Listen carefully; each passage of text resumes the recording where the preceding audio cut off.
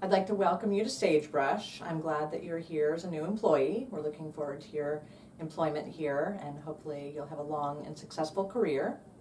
I wanted to take this opportunity to tell you a little bit about Sagebrush, what we stand for, how we came to be here.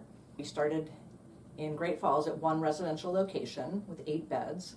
We now have grown to 2 residential locations and an outpatient office. The idea of Sagebrush came about 9 years ago, and I was working as a naturopath in Georgetown, and I was working with people who were chronically ill with all sorts of different illnesses, cancer, arthritis, Parkinson's, and alcoholism, of course.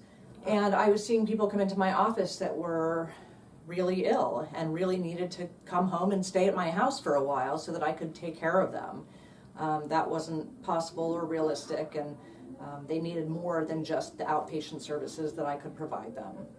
So I ended up closing my practice as a naturopath and took about a year off because I knew that I couldn't work in that environment anymore and fully treat people that needed to be treated, and just kind of took a year and meditated and prayed and really did some deep work and thought about what my work in the world would be next, how I could serve, how I could use my gifts and talents. And it was about a year later that I asked the question, what is my work now in the world? And Sagebrush is what came out of that question. It was definitely a vision and a divine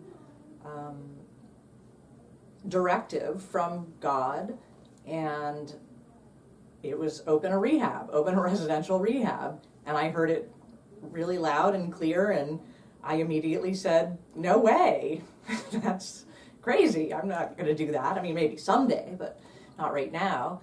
And then I immediately heard, no, now.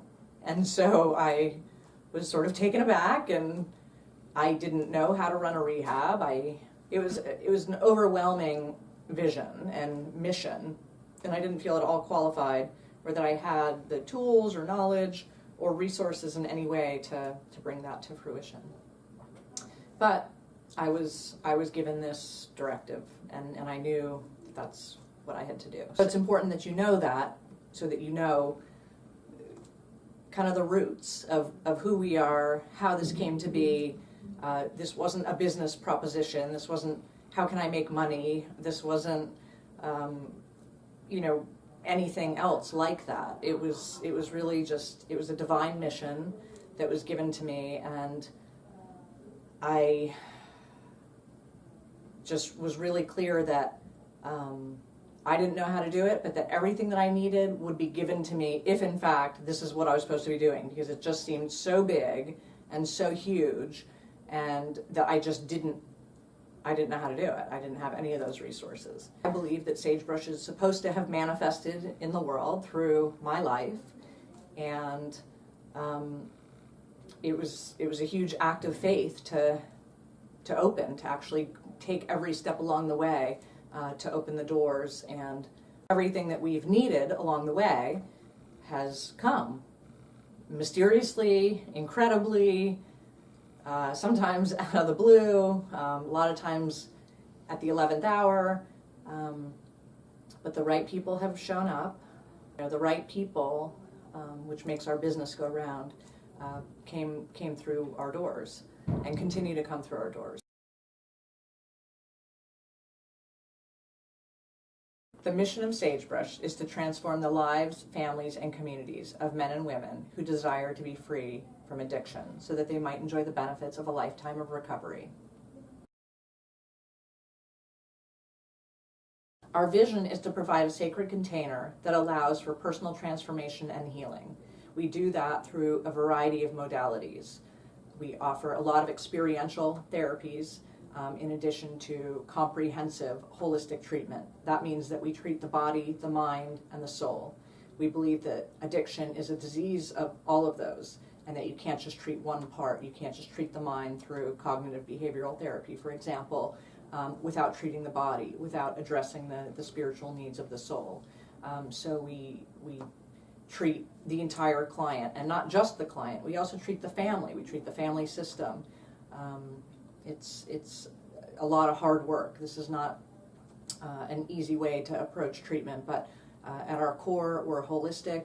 We are thorough. We really believe that people can heal, do heal from the deep wounds of addiction, and that their families can heal, that their communities can heal, that they can go back out after they receive treatment and have productive, happy, healthy lives, work lives, love lives, parental lives, whatever it is that they want to do with their life. And through treatment at Sagebrush, they can find what brings them joy, what brings them happiness, a sense of purpose. So our treatment is comprehensive, and really without that, treatment isn't complete.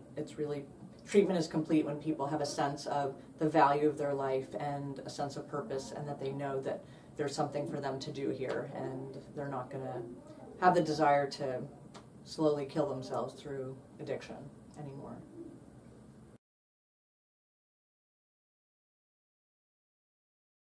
Right? We spend a lot of time at work, and so we want a culture where we want everybody to come to work and to want to come to work and to be happy at work and to be fulfilled at work and to feel like, wow, I make a difference, and this is purposeful work. Like, my life has meaning here, right? That's what we're trying to teach our clients. And so that's what we need to feel ourselves.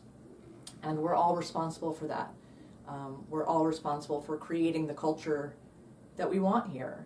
And we're really servants to the bigger mission. I think if you think about it in that way, which is how I think about it, that I'm here to serve, we're here to serve, then whatever it is that you do, if you have that attitude, then you'll do the right thing. You won't gossip about a colleague, or you'll see them as maybe in need. If you see somebody acting in a way that's not conducive to the kind of culture that we want and the idealism that we want, maybe there's some assistance that person needs. So instead of being critical, perhaps we can offer some support or encouragement, or ask maybe what they need to get back on track, so that we can have a healthy environment and a healthy culture. Our foundation is of faith and of trusting that if this work is meant to be in the world, that we can trust that the resources that we need, all that we need, will be supplied to us. And in difficult times and when we have struggle, we really hunker down and we ask the universe for what we need, and not just the little scraps. We ask for the big stuff, and we expect that that our lives and our business will be abundant, because we think that that's God's will for us, and that we need to be full and have everything that we need so that we can serve our clients. If we feel depleted, if we feel without, then how can we fully show up for them and give them what they need? It's really hard. So we nourish ourselves, we take care of ourselves, we celebrate ourselves, we have work-life balance, so that we can be healthy human beings in order to provide them hope for the future and a quality of life that they come to us seeking to receive.